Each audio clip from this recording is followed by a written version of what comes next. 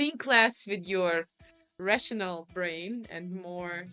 It's not very easy for me as a German. Just simple, tasty, and fresh ingredient.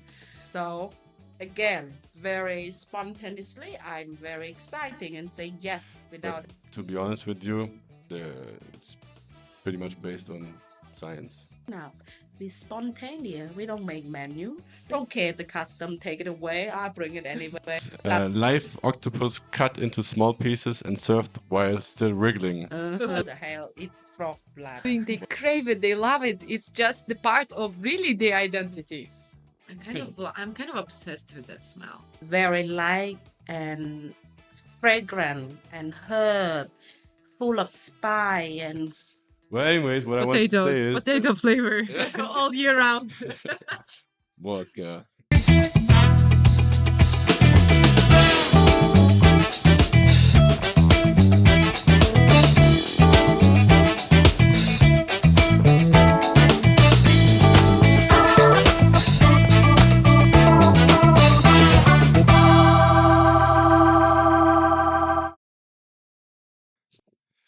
River ants have been long used in Cambodian cuisine, not only for citrus and nutty taste, but also to add more nutrition to our diet.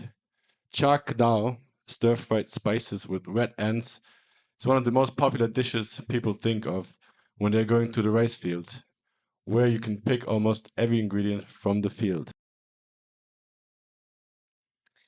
We stumbled this Instagram post when we were doing our research for this episode, and we immediately knew who we are going to have as a guest to cover today's topic. Welcome to Fully Booked, your podcast from hospitality for hospitality. We are recording from Phnom Penh in beautiful Cambodia. With me is my co-host Jana, who is the founder of Alex Labs, which is an e-learning platform for English and soft skills aimed at hospitality staff. Hello, everyone. Welcome to Fully Booked. Together with me is Marco, my co host, CEO, and the brewmaster of Botanico Brewing Company. At Fully Booked, we aim to bring thought leaders, insights, and trends from Cambodian hospitality. Today's episode is called Chopsticks. We will be talking about how does Cambodian culture influence hospitality, especially culinary. Jana, can you tell us who is our guest for today? Today with us is Sopheavy. She is the co-founder of places that you all know and love here in Phnom Penh, Malup, Nesat, Kinin. Hi, Sopheavy. Welcome to Fully Booked. How are you today? I'm doing great. So, one quick question. Before you mentioned that you wouldn't want to be introduced as a chef and you have a different idea in mind. Can you please tell us why and how do you like to be called? Well, I do prefer to call as a cook because I feel like unfair to whom going to the school for many years and been practice for many years. And me, I love food. I just cook. So I cook many kind different of food, but I still not quite comfortable to call myself as a chef. But is it correct to say that you are the creative force behind the creation of the menus? Yes, that's correct. I create everything at Malup, Nesat, and Kinin. Yeah, can you tell us a bit about the concept of your places and how you came up with that? So my first one is Nesat Seafood House. We opened in 2016. I always love street food flavor, and I do adore and I love and enjoy it very much. And but the only problem with me is that I like the nice food, but I also like to sit comfortably and nice. And that's what we lack here. All the street food tastes good, but plastic chair and plastic plates, it wasn't so pleasant to be there. 2016, when I have this small idea of, okay, well, I like street food, I like seafood. Let's open a small seafood restaurant, as we will focus on flavor as street food flavor concept, but we will use a bit more modern style of clean table, beautiful scenery, have a bit more style. It's like upper class street food, so to say. And lucky enough, I found my partner, Sebastian, Sapal Tim. He's a architecture. So he always big fan of my food. Every time he come to my house, he will eat, even I'm not inviting him. So I love my food. So the moment I say, let's do something together, he's on board immediately. So that's when we start Nesat. And when start, we stick to our own concept. We wanted to bring the most authentic Cambodian flavor and use all the Cambodian ingredient as possible to bring it to the table and to show to foreigner who never try like tamarind, for instance, some weird herb like they don't really like fish sauce, but fish sauce can be very nice, hot and fish sauce as well, and all of these ingredients. So we thought we want to do that. And the moment we decide on it, we keep carry on doing what we believe.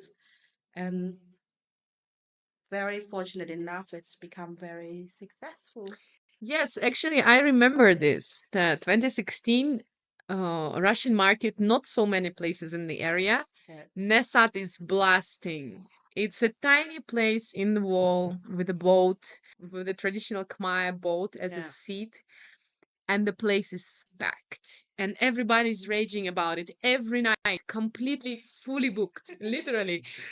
That's why you're on this show called Fully Yes, Booked. yes. So you're a perfect example of how to make a place fully booked, you know. And I remember people were standing in line to seat at Nesat. So how amazing it is! Authenticity of Cambodian cuisine matched together with comfort and Western style service. Yeah. And this is a recipe for success. And what happened after Nesat? I know that you continued working with the concept. The Sam Street, the place called now is out as well, Kinin, up for sale. So the previous place that I worked before I start Nesat, I used to work in that place. It's called Restore One Cambodia. They have a project in Phnom Penh. They want to train all the students and to have a work like hospitality work, which serve in the restaurant, cook some foods and so on. I am the general manager there, so I do start restore one with them, and 4 years later I stop work with them. I start Nesat. A year later they come to me. They say, "This is always your babies in the beginning. You put all your work in there. Now we wanted to stop run our project, and we couldn't think of someone else to take over." So again, very spontaneously, I'm very exciting and say yes without even ask my partner. So, if you have never been to Kinin, it's a green oasis in the middle of Phnom Penh, a wooden, old style Khmer villa covered in lush green trees with nice Cambodian style furniture, Cambodian architecture merging together with greenery and making it one of the most beloved places in Russian market by all the expats. Again, big success until now. The place Till is now, run as strong as the first day. Wow, nice. And then Green Oasis brings us to your third place, which Mhm. is probably the most well-known out of the three, and definitely well-known all over the city, which is Malup. Malup is 200 meters from my house where I live. And every time I drive past from home to Guinea-Bissau, I always see this place like door shut, then nothing living in there. And the place is just so amazing. Big tree, beautiful houses, and just quiet all the time. And I can't help but stop by and just step on top of my motorbike, look inside so many times. The last time I step inside, I saw the landlord in there. That's when I get a chance to just talk to her. so what I want to quickly intervene and describe to you what Sopheavy saw from across the road. She saw an amazing, huge green place with a 60s style Cambodian architecture villa in the middle.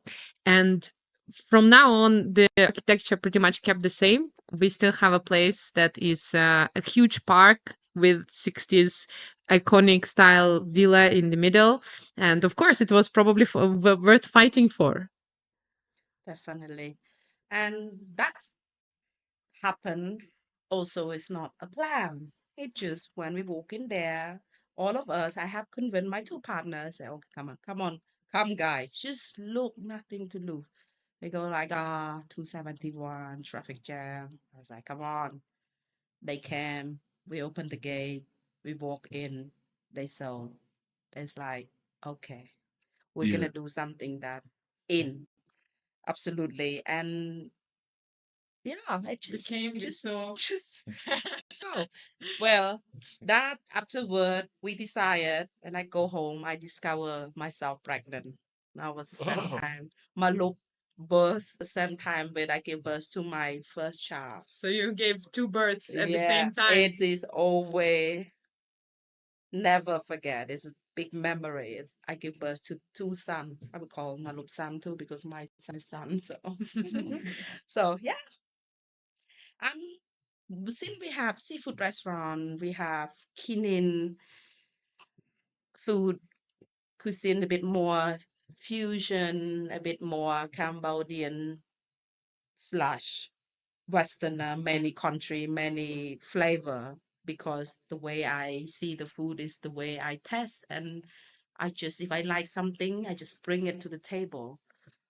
I don't know what that dish called, but I just know how to make them. And if you ask me, hey, what that dish called and what cuisine, I have no clue. So that's why I can't call myself a chef because the Okay. simply That's sauce it. name, maybe I don't know. I just know how to make them. That's all.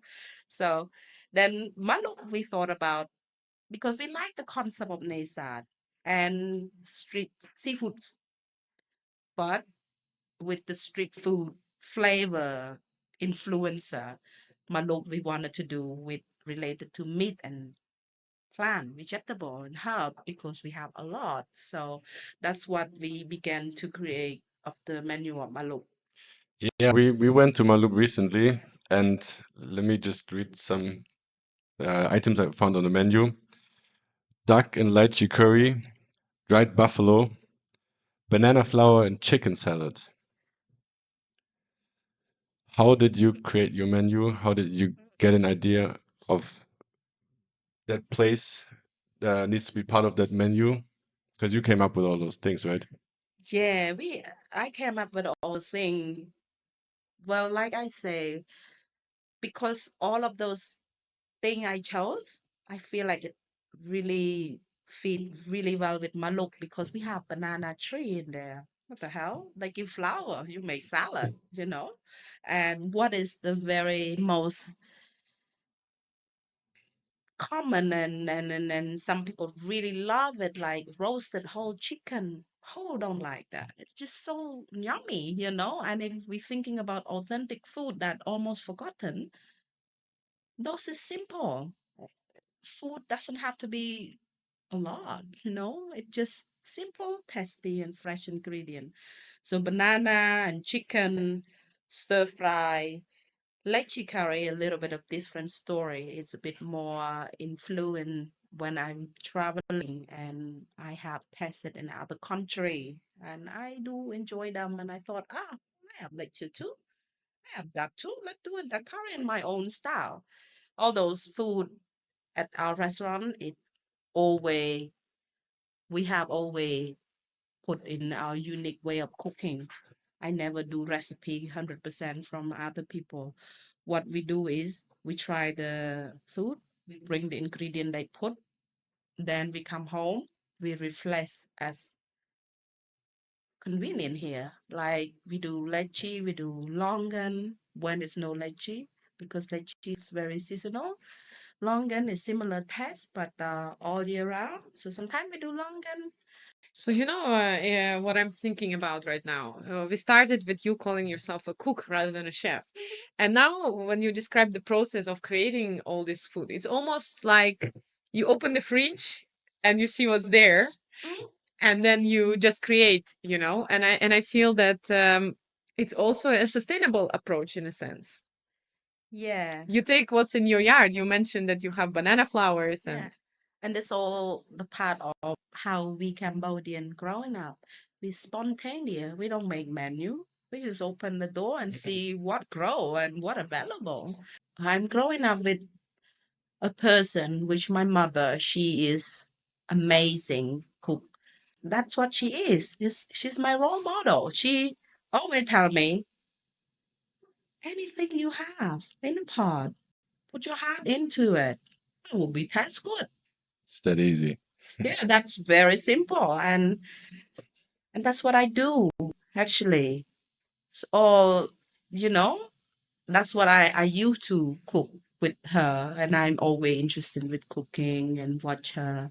So now it's still at the back of my head, really come out naturally that I will do just whatever I have. Doesn't really matter. so this is what we learned, Marco. Yeah, you to be authentic, you actually need to put your heart to it and think less with your rational brain and more.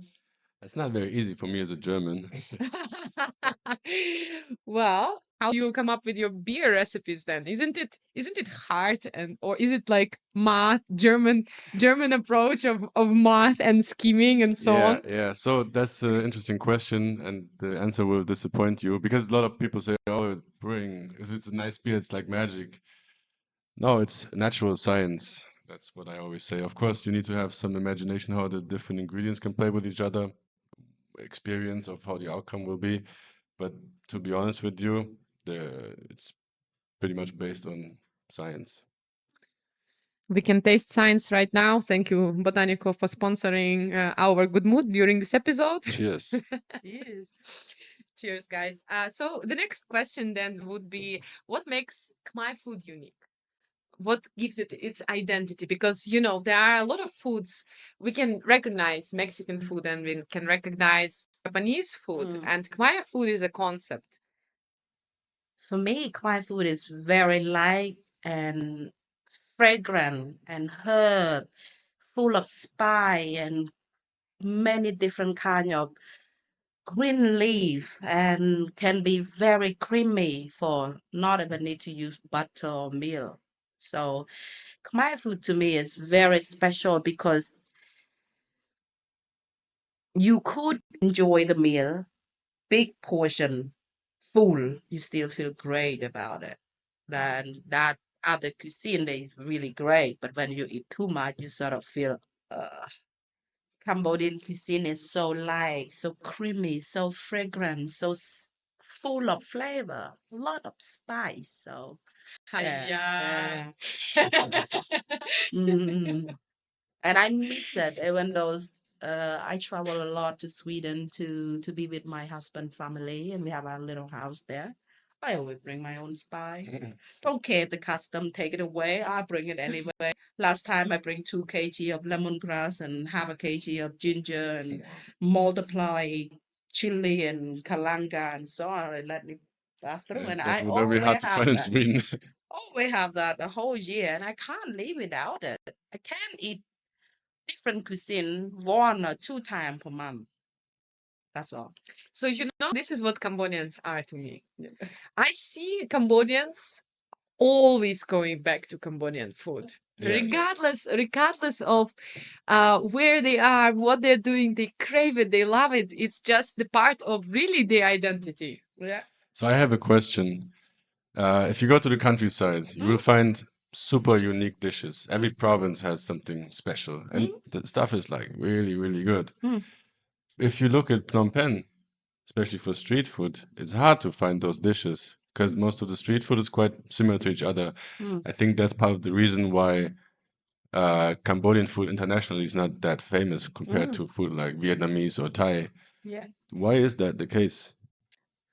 still today, we still a little bit behind in terms of be confident and serve what you know rather than just take what is good in internet and just put it there. Yeah. That's the problem. We have a great dish, but nobody, even not nobody, I said wrong, I take it back.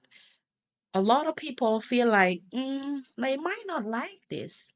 And my big message is that people love original thing, love food that they never taste before. Doesn't really matter if you put it out nice and authentic enough and confident what you do. People will buy it. People will definitely buy it. Like even yeah. And I can see now it's been so much better compared to a few years ago because now you see all these food vendor have such a cool, unique food from the region, like from Battambang, from Posat. I think it's also Gen Z. Yeah, they are Yeah, bringing up a lot of yeah, this new yeah, energy into street food. yeah. And at the moment, I could see it much better. It's really much better. And a lot of people do their unique style, which make it beautiful because people doesn't want to go to the place that has the same look the same. They want to go to the place that look different and taste different. I want to announce a little break where we are going to have a fun activity that Marco prepared for us. Yeah. So for Westerners or for foreigners in general, there are some weird dishes in Cambodia, which is, for example, the red ants just mentioned Yeah, or the tarantula, yeah. which is actually both very good. So we're gonna be doing a quiz now, where I will name you, both of you, Uh-huh. 4 different dishes from all over the world that are weird. Okay. One of them doesn't really exist. It's I will fake. not. It's fake, yeah. And you guys need to tell me which is the fake one. It's a Okay. competition. Okay, cheers. I will lean over you. Let's see. So I will not tell you the name of the dish because one of them doesn't have one, but I will tell you where it comes from. Yeah. All right. Number one, fermented shark that has been buried, pressed, and dried for several months. It has a strong ammonia-like smell and is considered an acquired taste. Fermented what? Sorry? Fermented shark Shark. from Fermented Iceland. shark from Oh, Iceland. Yeah. those is not fake, it's real. I heard about that. Yeah, me too. I heard about this. Yeah. You give me the answer at the end, please. Okay. oops, Okay. sorry. Okay. The next one is live octopus cut into small pieces and served while still wriggling. Uh-huh. The suction cups may still be active, so careful chewing is required. That's a South Korean dish. Okay. You can choke on it. Yeah, it can stuck in your throat, and then it's like. Can't swallow it down. Or it's like out of your mouth. Oh, disgusting. The next one is from China. Frog bladders stuffed with minced fish and spices and flash fried over charcoal. The thin elastic texture of the bladder contrasts with the rich filling, making it a sought-after street food delicacy. Frog bladder. Frog bladder, which is The stuffed. frog even have bladder? Frog Yeah. bladder. It must be They all tiny, have. right? But then it's stuffed big with frog. minced fish Yeah. and then And fried on herbs the and herbs. herbs and fried on the charcoal. Yeah. Okay. Flash fried. Okay. Whatever that means. Okay. So, and the last one? The last one is from Mexico. Edible ant larvae harvested from agave plants, often referred to as insect caviar. They're typically fried with butter and served in tacos. Larva.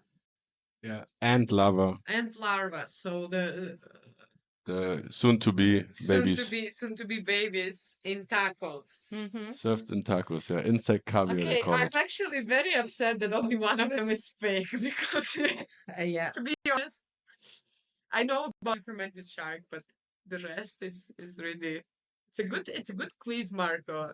Thank you, and thank ChatGPT. Okay. All right. So what do you think? I think the frog bladder must be fake. Who the hell eat frog bladder? Well, it's Too small. China. How can it be? It be so good. Otherwise, why would you spend so much time with a teeny tiny thing? I would say it's fake. Who do that? I'll go with. I think I'll go with octopus. And the reason for it is that I don't think I heard they do eat fish that is still alive, or even octopus that is still alive, but it's not from South Korea. I know Japanese, they do that, but South Koreans, I'm not sure. So I'll go with octopus. Okay. Well, here's the conclusion, and we have a winner and we have a loser. Okay. So the fake one is the frog bladder. Yeah. Okay, well, Sorry, Anna. it's fine. It's fine. I'd rather eat a floor frog bladder than octopus wriggling in my mouth. Okay, thank you, Cambodian cuisine, for not offering us such choices. Well, to be honest, when I did the research with ChatGPT, I asked them to mention a few, I think 10 weird dishes. One of them was the tarantula from Cambodia. Mm. Yeah, tarantula is like a big thing. It's a tourist attraction almost. It's also delicious. Ah, yeah. It is, yeah. I like the butt, but it's not the head and the leg. So to say weird because And it's very crunchy, right? they have these peculiar flavors like you know tea tree plant, I know tea tree. you know tea tree oil, right? Yeah. You have a hint of tea tree oil taste, so which very weird but also Yeah. very good. I'm kind of obsessed with that smell. Yeah, and also the taste is quite good if you don't. So this is how tarantula tastes. Yeah, the butt. You know, Okay. they have this big fat butt. Okay, so just one question: is it a specialty of a specific area in Cambodia? It's a lot in Kampong Cham. Kampong Cham. They find a lot in Kampong Cham and Kampong Chnang. So they're sort of the area that you go find them live. They're very fascinated. They live in a big hole and they quite poison if you don't watch them very carefully. But all those ladies, she seemed to know what she wants. She's like, Yeah, so we just talked about why Cambodian food or Cambodian cuisine in general is less known worldwide compared to Vietnamese, Thai, whatever. So then the next question would be how to put it on the map. the Cambodian cuisine. Yes, internationally.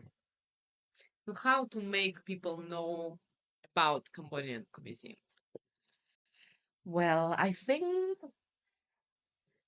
we can make Cambodian cuisine been known and recognized in the map by having the authentic flavor and original recipe, I mean original dishes been exposed so that people have a chance to test.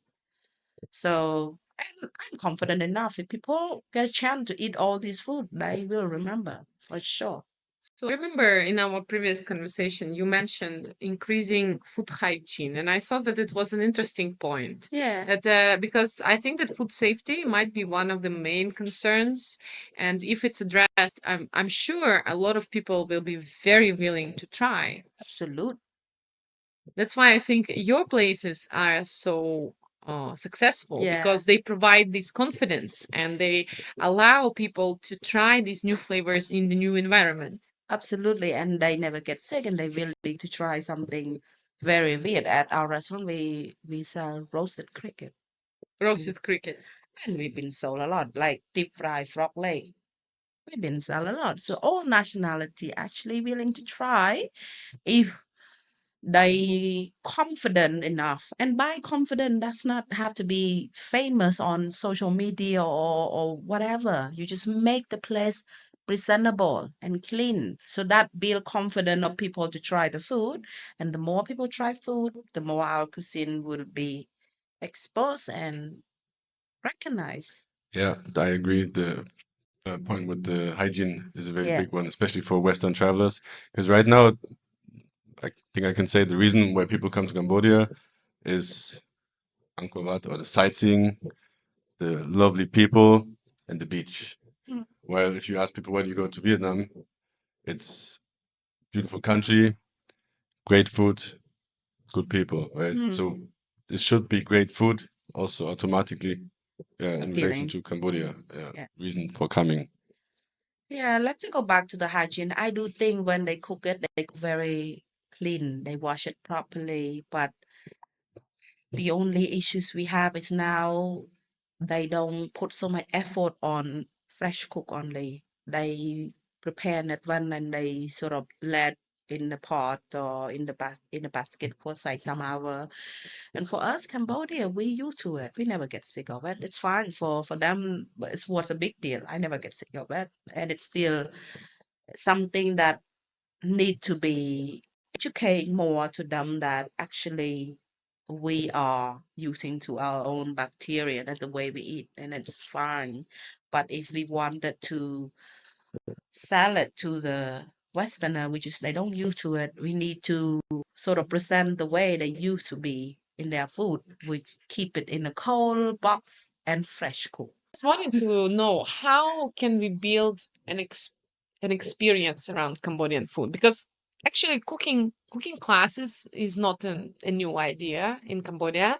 There have been quite a lot of them, and the idea is that you go to the market, you with the person who knows all the herbs, they translate them, they explain them, and then you go back and you make a dish, right? So are there any other ways or ideas how you think Cambodian food can be introduced in other ways rather than just eating?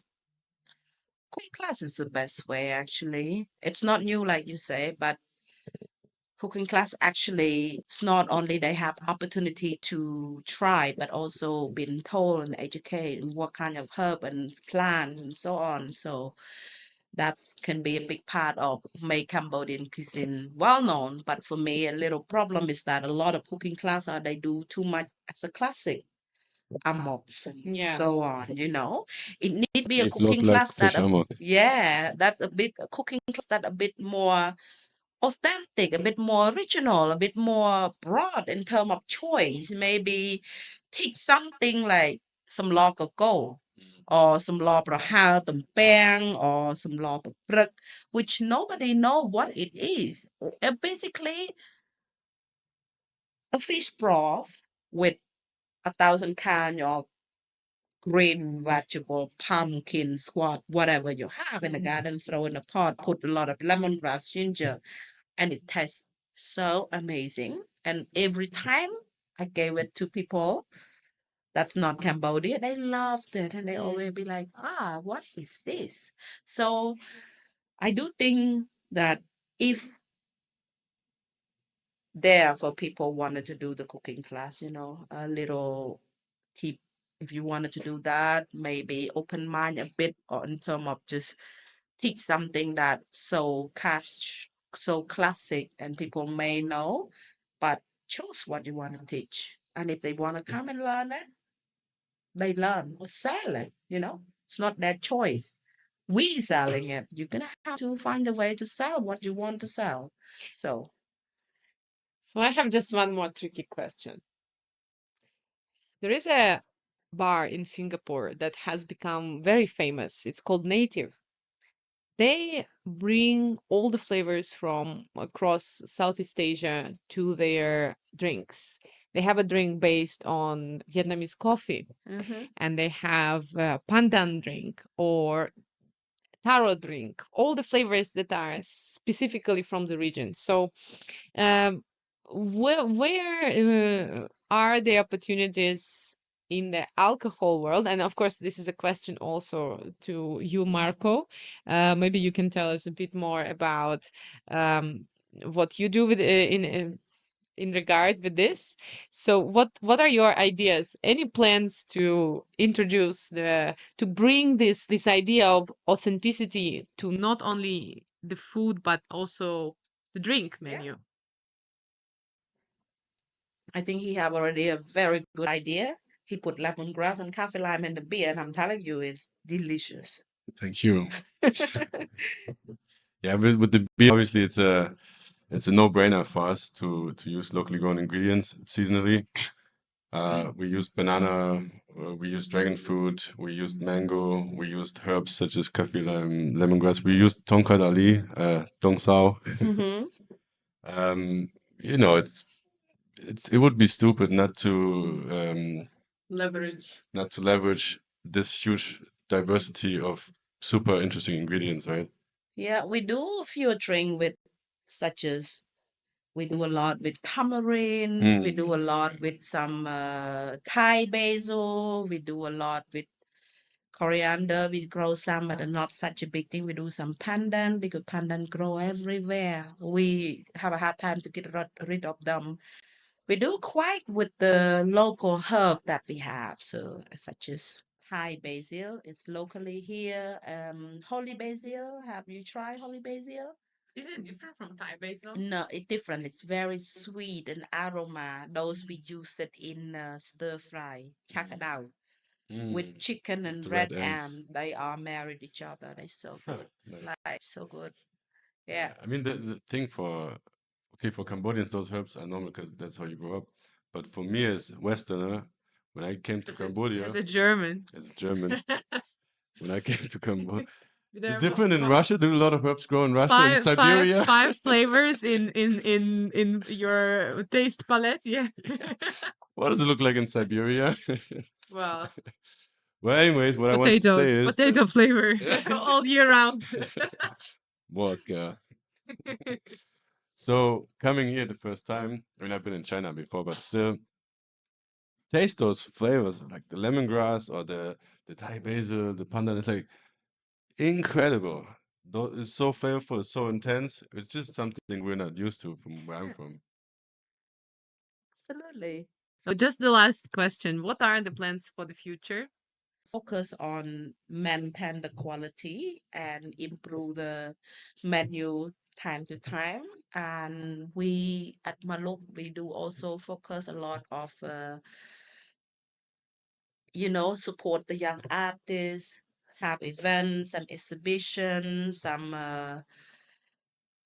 something engage with the communities and so on. Our plan now to 6 months is basically to improve our place to make it run as strong as the other two. And yeah, that's pretty much it. Not really so much plan going on. But at the That's same already a lot. time, idea always come and plan always grow every day. I would tell you more if you ask me tomorrow, actually. So, but there's no plan to open the new restaurant. That's absolute not for now to the next 1, 2 year, hopefully. Even though I'm so addicted to it, but I think sometime you have to take it easy as well. So there's no plan for a new place. That's a good idea to finish our episode with. Sometimes you just need to take it easy. Cook from your Yes. heart, Yeah.